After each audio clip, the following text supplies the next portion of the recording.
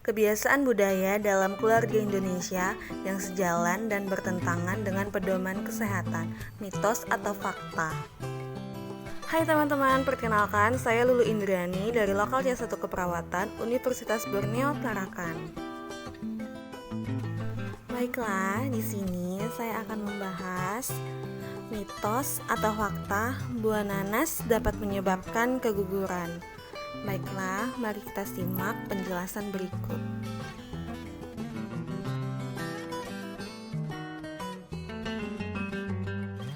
Masih banyak mitos dan fakta yang bertentangan dengan kesehatan yang dipercaya masyarakat. Salah satu mitosnya yaitu buah nanas yang dianggap dapat menyebabkan keguguran apabila dikonsumsi. Buah nanas ini mengandung zat yang bernama bromelain yang dapat memecahkan protein dalam tubuh dan menimbulkan kontraksi sehingga menyebabkan pendarahan dan keguguran.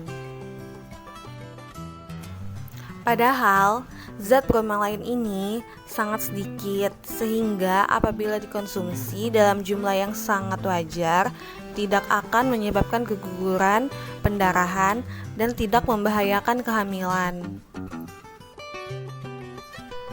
Fakta yang perlu diketahui bahwa buah nanas ini banyak sekali manfaatnya terhadap kehamilan. Salah satunya mengandung vitamin C, asam folat, magnesium, dan zat besi yang baik untuk pertumbuhan janin dan kesehatan ibu, serta meredakan kecemasan pada saat kehamilan. Jadi, mengkonsumsi buah nanas pada ibu hamil itu boleh. Yang tidak boleh itu apabila dikonsumsi secara berlebihan. Apabila berlebihan, bisa menyebabkan nyeri ulu hati. Mengkonsumsi buah nanas dalam jumlah yang banyak bisa menyebabkan gangguan pencernaan pada ibu hamil karena kandungan asam yang tinggi pada buah nanas bisa meningkatkan asam lambung sehingga menyebabkan nyeri ulu hati, dan kondisi ini juga biasanya disertai dengan diare. Yang kedua, reaksi alergi ibu hamil yang punya alergi terhadap serbuk sari sebaiknya menghindari buah nanas. Hal ini bisa menyebabkan reaksi alergi seperti gatal-gatal, kemerahan, dan disertai sesak nafas. Pasti bingung dong, dari mana sih awal mula mitos buah nanas bisa menggugurkan kandungan? Tadi sudah dijelaskan bahwa buah nanas itu mengandung enzim bromelain yang dapat memecahkan protein dalam tubuh janin di awal kehamilan. Itu mengandung protein sederhana,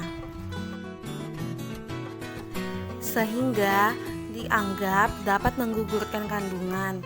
Selain itu juga, kita bisa membuat kontraksi rahim sehingga menyebabkan perdarahan dan persalinan dini.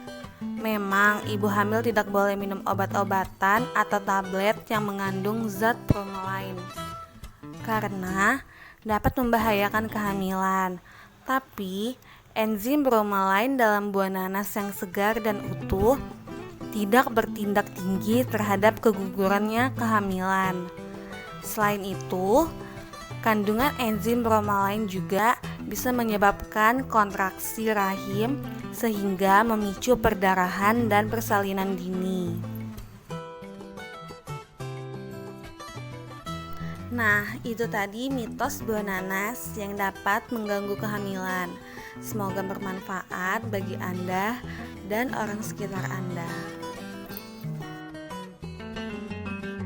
Baik, selanjutnya mitos atau fakta ibu hamil tidak boleh minum air kelapa muda.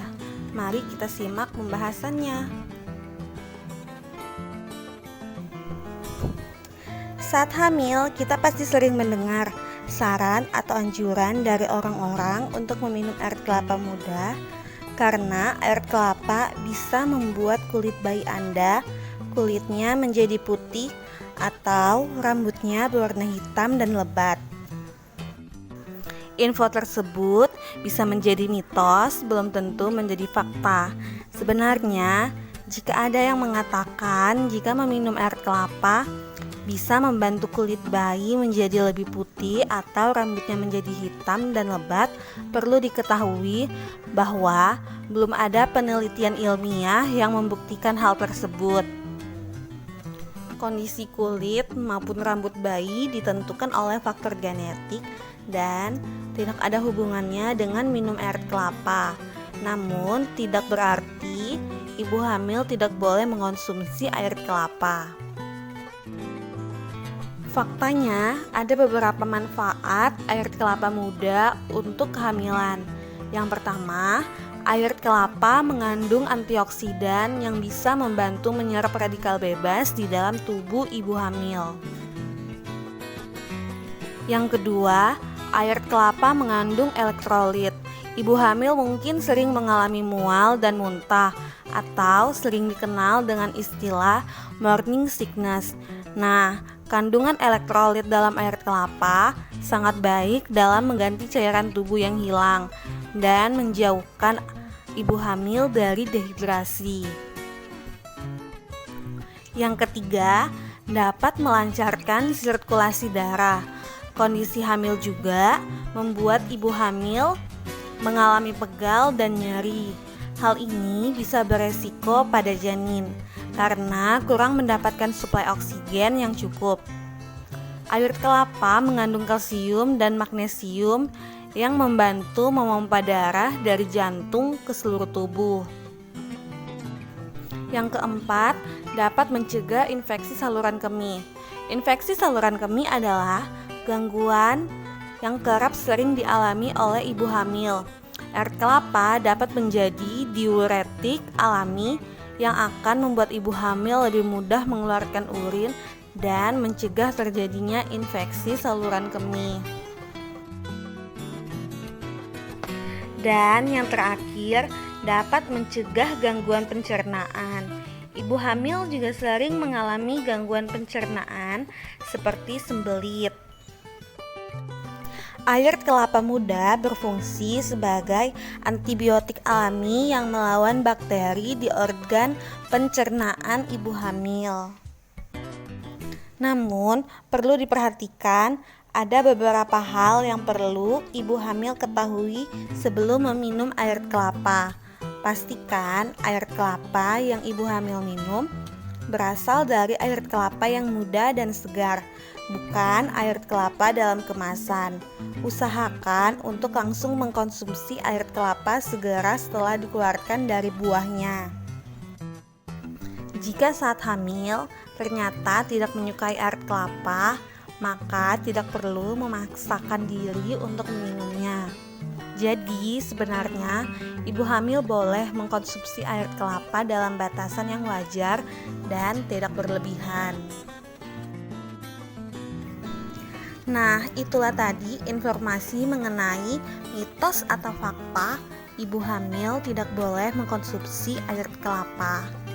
Semoga video kali ini bisa bermanfaat bagi Anda dan bagi orang-orang di sekitar Anda. Terima kasih.